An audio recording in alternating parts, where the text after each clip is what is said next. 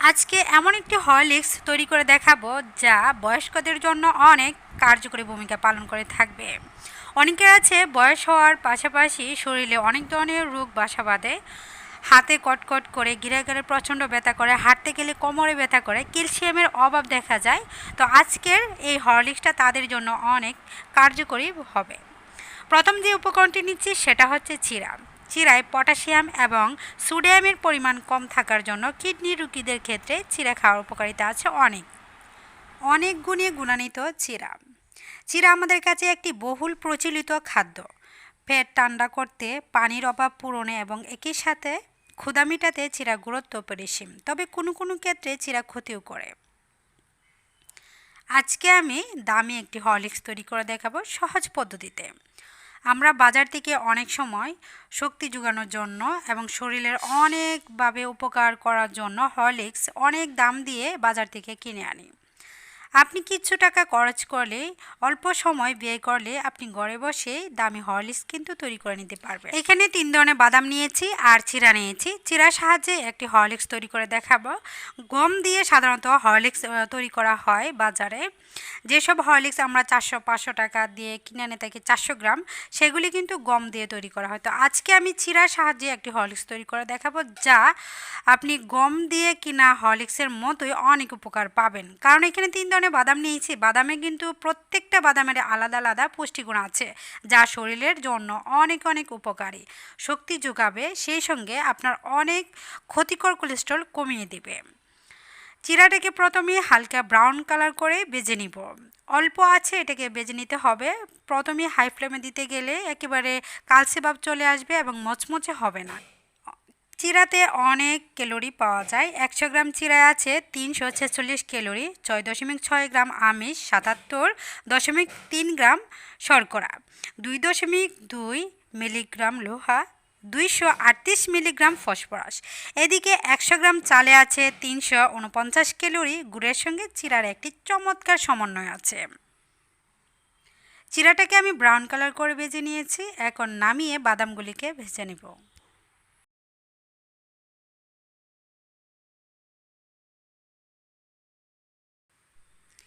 চিরার recipe করে শেষ করা যাবে না, গুণের কথা বলেও শেষ করা যাবে না।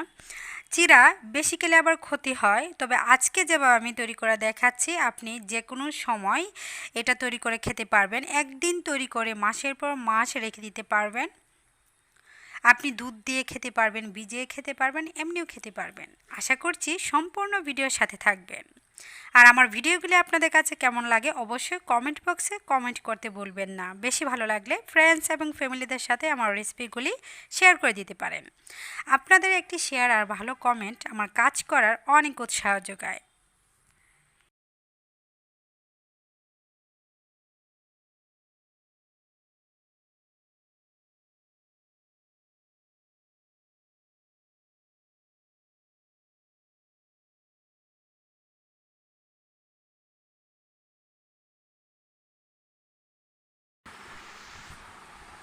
এখন বাদামগুলিকে আমি ভেজে নিব।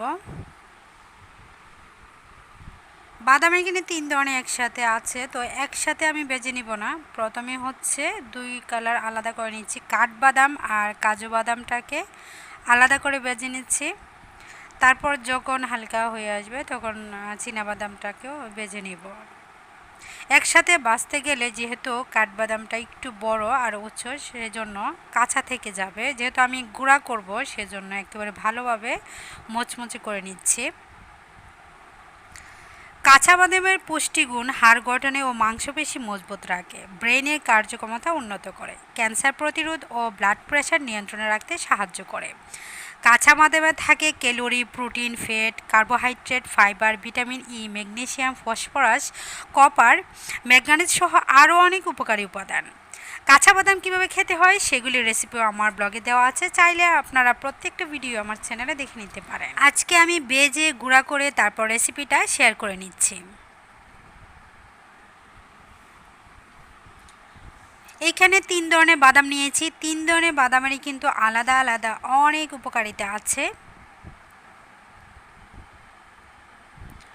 পুষ্টিগুণ এবং শারীরিক উপকারিতার দিক থেকে দেখতে গেলে বাদামের কোনো বিকল্প হয় না বললেই চলে। এতে রয়েছে শরীরে মজবুত, প্রচুর পরিমাণে protein, calcium, vitamin E, fibre, vitamin C, antioxidant, amino acid, potassium এবং ওমেগা 3 ফ্যাটি অ্যাসিড, আরও কত কি নানাভাবে শরীরের কাজে লাগে এই চীনাবাদাম। চিরা এবং 3 ধরনের বাদাম আমি ভেজে নিয়েছি। এখন হচ্ছে শিলপাটায় গুঁড়া করে নিব। আমার ব্লেন্ডারটা বর্তমানে নষ্ট আছে, সেই জন্য শিলপাটায় গুঁড়া করে দেখাচ্ছি। আপনাদের হাতের কাছে ব্লেন্ডার থাকলে ব্লেন্ডার করে নেবেন, তাহলে আরও সহজ হবে। বাদাম আলাদাভাবে বাটতে যাবেন না, তাহলে বাদামের যে তেল আলাদা কিন্তু ছেড়ে দিবে। তেল ছেড়ে দিলে কিন্তু গুঁড়াটা বেশি দিন থাকবে না, সেজন্য চিরার সঙ্গে বাদামগুলিকে বেজে নেওয়ার চেষ্টা করবেন। বেজে নেওয়ার পর চালনির সাহায্যে ছেলে আমি গুঁড়াটাকে আলাদা করে নিচ্ছি। একেবারে হরলিক্সের মতোই গুঁড়া বের হবে। যখন দানা দানা বের হবে আবারও আমি বেটে বেটে এরকম চালনির সাহায্যে ছেলে গুঁড়াটা আমি আলাদা করে নিয়ে নিচ্ছি। বারবার বাড়তে বাড়তে একেবারে ফিনিশ একটি গুঁড়া বের হয়ে যাবে। এইখানে আরও দুটি উপকরণ দিব, সেটি হচ্ছে গুঁড়া দুধ আর চিনি। যারা ডায়াবেটিসে আক্রান্ত আছেন তারা চিনি দিয়ে খাবেন না, তারা শুধু গুঁড়া দুধ সামান্য পরিমাণ দিতে পারেন। তবে যাদের ডায়াবেটিস নেই, রুচির জন্য, টেস্ট বাড়ানোর জন্য আপনি চিনি এখানে অ্যাড করতে পারেন। চিনির পরিবর্তে মধু দিয়ে খেতে পারেন, অথবা খেজুরি গুড় বলেন, পাটালি গুড় বলেন, যে কোনো গুড় দিয়েও আপনি খেতে পারবেন। তবে গুড় দিয়ে মাখিয়ে রাখা যাবে না, নষ্ট হয়ে যাবে। চিনি আর গুঁড়া দুধ দিয়ে আপনি ইচ্ছে করলে মাসের জন্য নর্মাল ফ্রিজে রেখে দিতে পারেন। নর্মাল ফ্রিজ ছাড়া আপনি বাহিরে 1 সপ্তাহের জন্য রাখতে পারবেন, না হয়তো তেল ছিটকে একটা গন্ধ চলে আসবে। নর্মাল ফ্রিজে রাখলে 1 মাসের জন্য খুব সুন্দর ভালো থাকবে। চিরার হরলিক্স একেবারেই কমপ্লিট। এখন বলে দিব আপনারা কিভাবে এটা পান করবেন, কিভাবে কখন খাবেন, কিভাবে খেলে অনেক উপকৃত হবেন সেটা বলে দিচ্ছি। যাদের কোমরে প্রচণ্ড ব্যথা, শক্তি পান না, উঠতে পারেন না, বসলে উঠতে পারেন না, আবার দাঁড়ালে সোজা হয়ে সুন্দরভাবে বসতে পারেন না, খুব কষ্ট হয়, গিরায় গিরায় কটকট করে, হাতের গিরা ব্যথা করে, প্রচণ্ড পরিমাণে শরীর দুর্বল, তাদের জন্য আমি এই রেসিপিটা বলে দিচ্ছি কিভাবে আপনারা খাবেন। এটাকে ইচ্ছে করলে শুধু পানি দিয়ে গুলিয়ে খেতে পারবেন। কিছুক্ষণ পানি দিয়ে গুলিয়ে রাখলে পানিটা চুষে যাবে, আরও পানি দিয়ে তরল অবস্থা করে খেয়ে নেবেন, দেখবেন পেটে ক্ষুধা লাগবে না, আর রুচি আস্তে আস্তে বৃদ্ধি পাবে এবং শক্তিও ফিরে পাবেন। আবার 10 বছরের উপরে বাচ্চাদের ব্রেনে সমস্যা থাকলে ব্রেন ভালো রাখতে এবং স্বাস্থ্য ভালো রাখতে 10 বছরের উপরের বাচ্চাদেরকে আপনারা এরকম একটি হরলিক্স তৈরি করে খাওয়াতে পারেন। তবে 10 বছরের নিচে খাওয়াবেন না, তাহলে পেটে সমস্যা হতে পারে।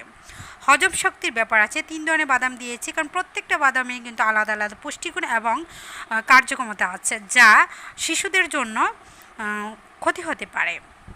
আজকের মতো বিদায়। সবাই ভালো থাকবেন, সুস্থ থাকবেন। আল্লাহ হাফেজ।